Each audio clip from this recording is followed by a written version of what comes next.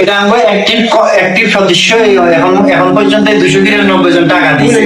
আর এর ভিতরে যারা দেশে গেছে এরা বাকি আছে, এটা তো বাকি আছে, এটা বাদ পরে কথা বলবো। যারা দেখে এটা কোনটা, এটা মানে ওই আগে শহীদুল ইসলাম যেটা মারা গেছে এই সেই বা নিজের কোনো লাভের জন্য এটা করা হয়েছে না, আসলে এটা সমাজ লাভের জন্য করা হয়েছে, ঠিক আছে না?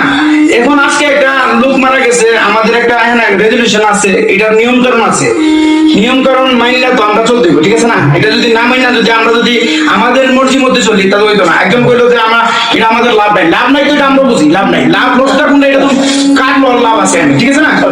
এখন আমরা এটা করোনার সময় তো আসলে খুব চেষ্টা করে একটা সংগঠন করা হয়েছে, সংগঠন করার জন্য তোমার সময় টিকে রাখা বেশি কঠিন, ঠিক আছে না? এখন আমাদের জন্য যারা যারা যে লোকগুলা ছুটিতে আছে এই লোকগুলি ছাড়া আজকে একটা লোক মারা গেছে, দ্বিতীয় লোক পর্যন্ত মারা গেছে, আর দুই পর্যন্ত মারা গেছে, এই পর্যন্ত আমরা চলে আসছি। আমরা এক মাস দুই মাস চলে গেছে, অনেকে জানি না লোকটা কোথায় আছে, কি আছে বিষয়, ঠিক আছে না? সেই সদস্য তার তো দায়িত্ব এটা না। আমরা তো কেউ চাকরি করি না, আমরা কেউ চাকরি করি, এটার মধ্যে তো কেউ চাকরি না, বেতন না, এটা বেতন জন্য না যে আমরা প্রত্যেকের চাকরিটা, আমরা যেমন এটা চাকরির ব্যাপারে সবাই এটা একটা, আর সবার নিজের নিজ দায়িত্ব এটা কাজ করতে দিব।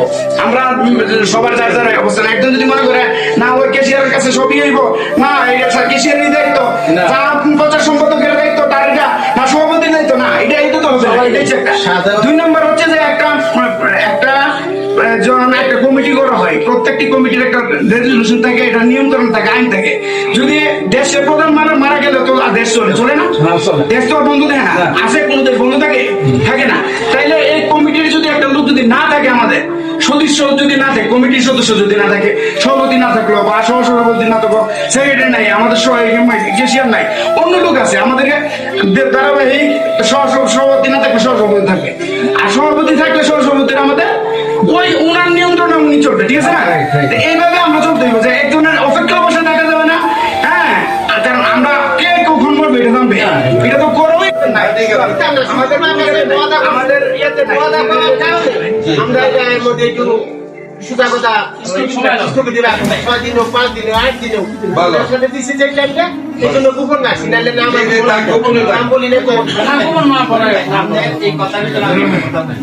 যেমন আরো অনেক সদস্য আছে আমাদেরকে টাকা দেয়নি, এই সদস্য আবার এই যে এখন একটা লোক মারা গেছে, আমাদের ডিসকাউন্ট দিয়ে 50 টাকা দিয়ে আমরা আবার ঢুকেছি, এই যারা এই অবস্থা আমাদের এই লোক মারা যাওয়ার পর টাকা দেয় না, এই লোকগুলো আর 50 টাকা দিয়ে ঢুকতে পারবে না, কোনো প্রকারে ঢুকতে পারবো না। তার মানে এরা বসে থাকে, আবার মনোম মূল্যে আবার দিয়ে 50 টাকা দিব, হবে না, ডিসকাউন্ট দিয়ে হবে না। কেন তুমি দেওয়া নাই কেন ওই লোককে? তুমি তো সদস্য, পরে আবার 50 টাকা দিয়ে বলবে যে না ডিসকাউন্ট,